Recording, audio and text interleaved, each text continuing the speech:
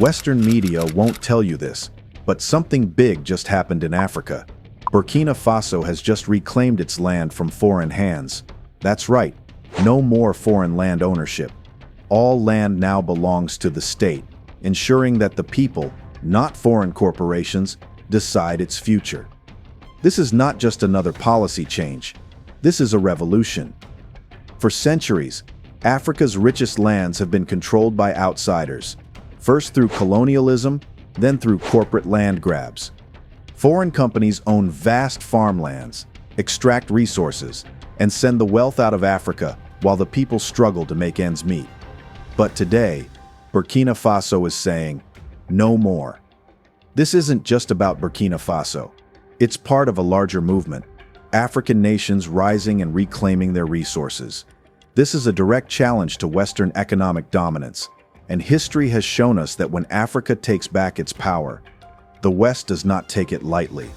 So the big question is, will this be the moment Africa finally achieves economic independence? Or will Western powers try to crush this movement before it spreads? Stay tuned, because today, we're breaking down exactly what Burkina Faso just did, why it matters, and what happens next. Before we dive in fully, don't forget to like this video and share it far and wide to play your part in this growing revolution against neocolonialism, imperialism, and the intentional impoverishment of Africa and the black race. For more videos telling the true African story without the blatant Western bias, please subscribe to the channel and turn on the notifications bell for instant alert. We appreciate the support and hope you enjoy the video. The world is changing, and Africa is at the center of that change. For centuries, this continent has been stripped of its resources, its wealth funneled overseas, and its people left fighting for control over what is rightfully theirs. Colonial rulers may have left, but their influence never did. Foreign corporations own vast stretches of farmland. Global institutions dictate economic policies, and African nations, rich in land and resources, remain dependent on the very powers that once colonized them. But today, one country is standing up. Burkina Faso, under the leadership of President Ibrahim Traoré, has just taken a historic step, one that challenges the global economic order. In a bold move, Traoré has abolished foreign land ownership and placed all land under state control. No longer will multinational corporations dictate what Burkinabe land is used for.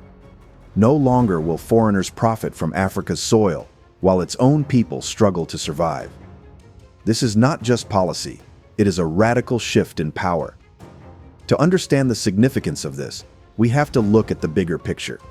Across Africa, land has always been the source of struggle, whether through colonial conquest, unfair trade deals, or corporate land grabs disguised as investment. In Zimbabwe, land reform was met with international sanctions. In South Africa, even discussions of redistributing land are met with fierce resistance. Why? Because land is power, and those who have held power for centuries are not willing to give it up. Burkina Faso's decision sends a clear message. Africa is taking back control.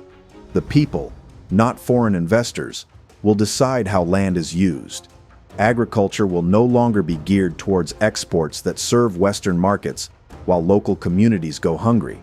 The wealth generated from the land will stay in Burkina Faso. This is about food security, economic independence, and self-reliance. Dr. Abubakar Nakanabo, Burkina Faso's Minister of Economy, Finance, and Planning, explained the new land reform policies. According to Nakanabo, President Ibrahim Traoré has declared that all land will now be under state control. The new reforms will be based on 3 key policies. The state now owns all land in Burkina Faso. No individual, business, or foreign entity can claim absolute ownership of land. Foreigners are barred from holding title deeds. They can no longer inherit or permanently control land in Burkina Faso. A long-term lease system has been introduced in Burkina Faso. Instead of land ownership, both locals and foreigners can apply for long-term leases, ranging from 18 to 99 years. primarily for agriculture, industrial development, and public infrastructure projects. Dans son engagement à améliorer la gestion du foncier, un texte important a été adopté aujourd'hui en Conseil des ministres. Il s'agit d'un projet de loi portant réorganisation agraire et foncière. Ce projet de loi a pour objectif de faire en sorte que la gestion du foncier soit améliorée et que l'État puisse affirmer son leadership sur la gestion du foncier dans notre pays. À travers ce projet de loi, il est prévu que la terre appartient désormais à l'État et c'est l'État qui peut, à travers un acte réglementaire, prendre un texte pour octroyer la gestion d'une partie du foncier aux collectivités territoriales. En dehors de ça, il y a un certain nombre d'innovations importantes qu'on peut citer. Dans le cadre de l'accompagnement de l'offensive agricole, il a été prévu que les terrains destinés à l'aménagement hydro-agricole ne puissent pas être cédés en pleine propriété. Ce qui veut dire que pour avoir accès à la terre pour l'agriculture, il faut procéder donc à un bail emphytéotique qui est un bail de longue durée qui va de 18 ans à 99 ans. Cela permet donc à l'exploitant de pouvoir exploiter le terrain, mais l'État garde la propriété du terrain. Alors, les droits de propriété de l'État n'excluent pas aussi la reconnaissance des droits coutumiers qui sont reconnus à travers l'attestation de possession foncière rurale, qui constitue un droit de superficie pour l'exploitant. Alors, il y a d'autres innovations importantes. Par exemple, il est prévu qu'en ce qui concerne les terres rurales, il n'est pas possible pour un étranger de pouvoir avoir un titre de propriété sur les terres rurales. Donc, cela va permettre donc à l'État de pouvoir bien gérer les terres et de faire en sorte que la gestion du foncier puisse permettre d'assurer un développement économique et social. What does this mean for Burkinabes and Burkina Faso? No more foreign land ownership. For decades, large portions of Burkina Faso's most fertile land have been owned or controlled by foreign entities, multinational agribusinesses, foreign governments, and wealthy investors who had little concern for the local population. That era is over. Land will now be managed by the state to benefit the people. Instead of being auctioned off to the highest bidder or used for cash crops that serve Western markets, the land will be protected and allocated in a way that ensures it directly benefits the Burkinabe people. Burkinabe farmers will now have access to land that was previously off limits. For too long, small-scale farmers have struggled to secure land, forced to rent at high costs or work as laborers on land owned by foreign corporations. Under this new system, the state will have the power to redistribute land to local farmers, ensuring that those who work the land actually own it and profit from it. To understand why this decision is so significant, we need to look at the past. Who controlled Burkina Faso's land before this reform? The answer isn't the people. It was foreign corporations and wealthy investors who saw Burkina Faso not as a nation, but as an economic asset to be exploited. Foreign agribusinesses have long used Burkina Faso's land to grow crops for export, cotton, cashews, and sugar, while local communities struggled to feed themselves. Foreign mining companies have controlled land rich in gold and minerals, extracting wealth and sending it overseas, while local workers received only a fraction of the profits. Even land that was technically unused was off limits to local farmers, controlled through complicated legal loopholes that made it nearly impossible for ordinary citizens to gain ownership. For far too long, Burkinabe farmers were left powerless in their own country, forced to work on foreign-owned farms, where foreign investors dictated wages and working conditions, leaving locals with little bargaining power. The conditions in the foreign-owned mines were just as deplorable, if not more, as whole families worked for less than $40 per day under very deplorable and inhumane conditions. Now, with land under national control, Burkina Faso can begin using its resources to strengthen its own economy rather than enriching foreign investors. This is a major step toward national self-sufficiency and true independence. With foreign ownership eliminated, more land can be allocated to Burkinabe farmers, allowing them to grow crops that feed the nation rather than crops destined for export markets. Instead of prioritizing cash crops for Western markets, Burkina Faso can now focus on producing staple foods for its own people, reducing dependence on imported food and lowering the cost of living for ordinary citizens. Additionally, this move ensures that profits from agriculture and natural resources stay within the country, strengthening the economy and creating jobs. Before Captain Ibrahim Traoré made this bold and decisive step, Burkina Faso operated a land tenure system based on customary land rights. In rural areas, customary land tenure systems, there are land chiefs who manage the community land and allocate it to households. These customary systems govern access, use, control, and benefit from land, with different individuals holding varying rights based on their position within the family. However, these systems mostly had no solid legal backing, and foreign investors could easily take advantage of the weak land policies, buying up hectares and hectares of land for practically nothing. No wonder Burkina Faso consistently ranked among the world's poorest countries for decades. This is not the first time a revolutionary leader has sought to reform Burkina Faso's land ownership policies to ensure true independence and limit foreign control over local resources. Thomas Sankara, Burkina Faso's revolutionary leader from 1983 to 1987, implemented radical land reform policies aimed at reducing inequality, increasing agricultural productivity, and securing land ownership for local farmers. His approach was deeply anti-colonial and focused on self-sufficiency, breaking the control of feudal landowners and foreign interests. Before Sankara, land was controlled by traditional chiefs, wealthy elites, and landlords, many of whom exploited poor farmers by demanding high rents or forced labor. Sankara abolished feudal land ownership and redistributed land directly to peasants, ensuring that those who worked the land actually owned it. This move ended the power of traditional chiefs over land and dramatically increased food production. Sankara believed that food independence was the foundation of national sovereignty. His government launched agricultural cooperatives and promoted the use of local seeds and organic fertilizers. Burkina Faso went from relying on food imports to achieving self-sufficiency in staple crops like millet, sorghum, and maize.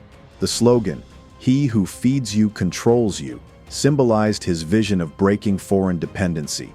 Sankara's revolutionary policies focused on mass tree planting campaigns to combat desertification, water conservation techniques, such as building small reservoirs and irrigation systems to improve soil moisture, and encouraging sustainable farming practices to prevent soil erosion and land depletion. Sankara's land policies also promoted gender equality in land ownership. Women who were traditionally excluded from owning land were given equal access to farmland, helping them gain economic independence. He encouraged women's participation in agriculture, reducing their dependence on male landowners and chiefs. As expected, these land reforms were deeply unpopular among traditional chiefs, landlords, and foreign powers, who lost their grip on the country's resources. These radical changes, along with other anti-imperialist policies, made him a target for opposition forces. After his assassination in 1987, many of his reforms were reversed, and land control gradually returned to elites and foreign investors. Today, President Ibrahim Traoré is reviving Sankara's vision for a truly independent, self-sufficient, and prosperous Burkina Faso. And Traoré is not the only one making this bold move. In recent years, several African nations have undertaken land reforms to reduce foreign land ownership and address historical inequalities.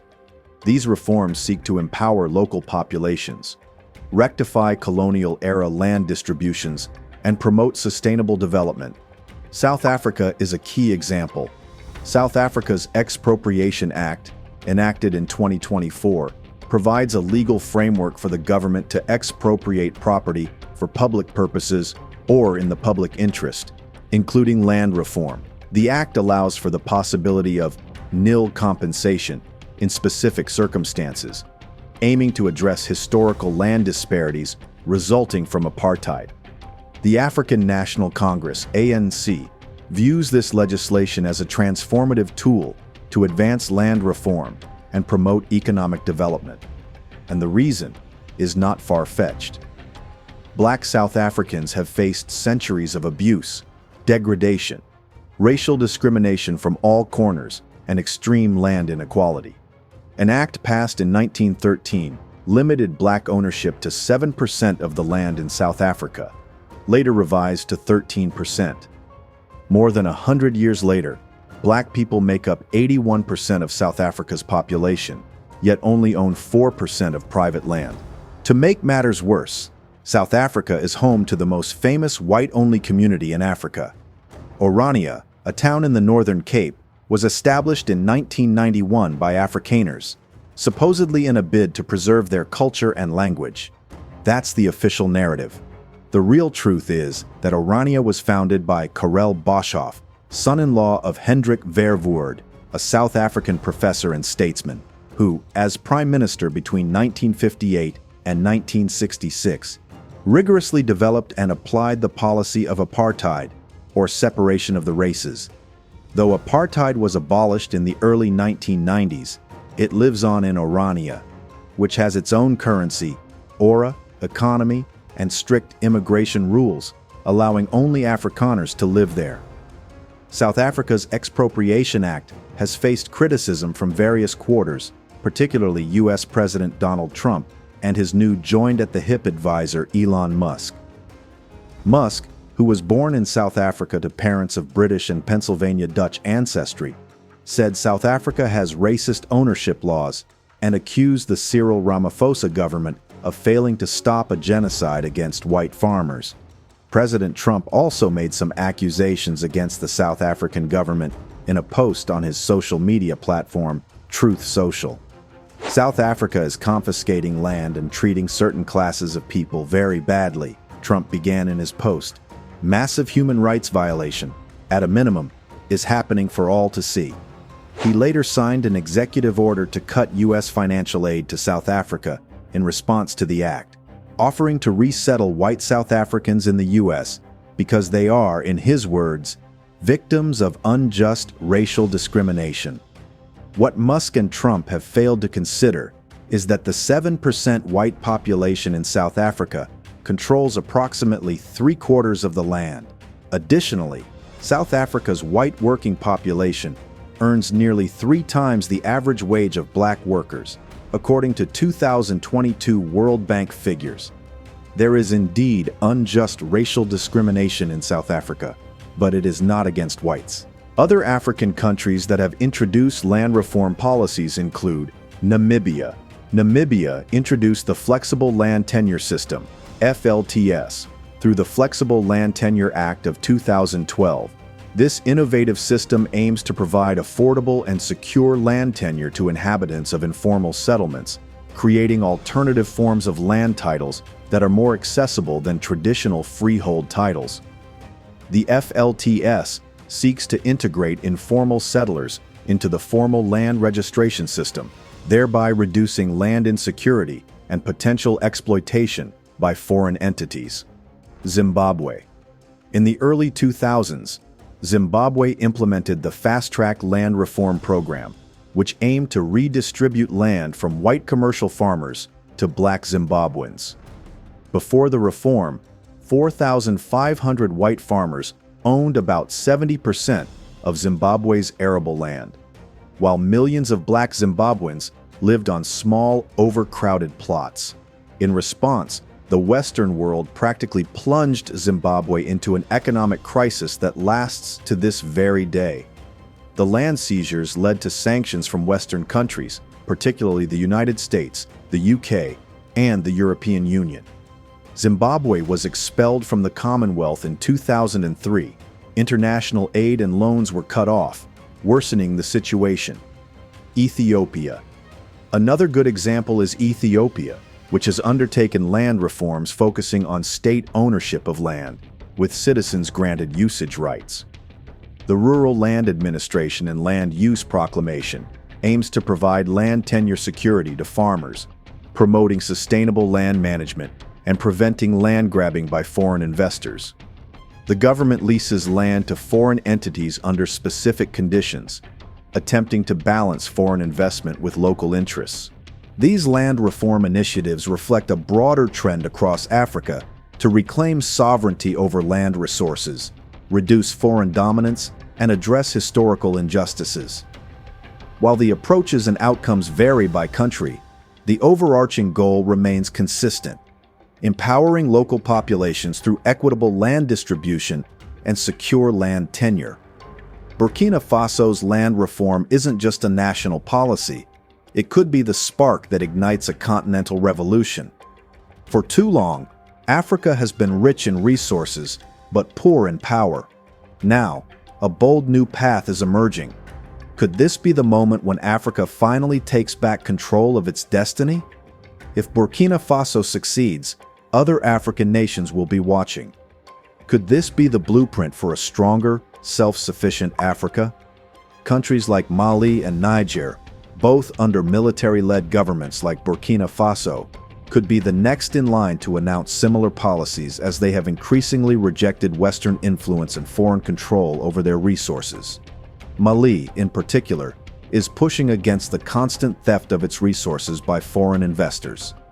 In late 2024, Mali detained the CEO and 2 other employees of Australian gold mining company Resolute Mining on claims related to a tax dispute, customs levies, and offshore accounts. Resolute Mining agreed to pay Mali $160 million to resolve the dispute, with half the payment made immediately and the remainder to follow in the coming months. Companies like Resolute Mining have stolen African resources for decades. So, it's well past time they pay some restitution. This is a new dawn for Africa, and leaders like Burkina Faso's Ibrahim Traoré and Mali's Assimi Goïta are helping to rewrite history one policy at a time. Africa has 60% of the world's uncultivated arable land, yet still imports a significant portion of its food. By ensuring land is controlled by the people, Africa can finally feed itself, industrialize, and control its own wealth. Burkina Faso's move is more than just policy. It's a symbol of defiance against economic exploitation. This is not just about reclaiming land. It's about empowering people and building a stronger nation. More farmland for local families, higher food production leading to lower food prices, less dependence on foreign aid and control. These and many more are the great advantages that will come with Captain Ibrahim Traoré's bold decision. This is how Africa wins. For too long, Africa has been told that it needs the West, that without foreign investment it cannot grow. But what if the truth is the opposite? What if real growth, real power, and real prosperity come from Africa, controlling its own land, its own resources, and its own destiny? Burkina Faso has taken the first step. The question is, who's next? What do you think? Is this the start of true African economic independence? Should more African nations take control of their land and resources? Drop a comment below and let's talk about it. Like, share, and subscribe if you believe in Africa's future. Thanks for watching.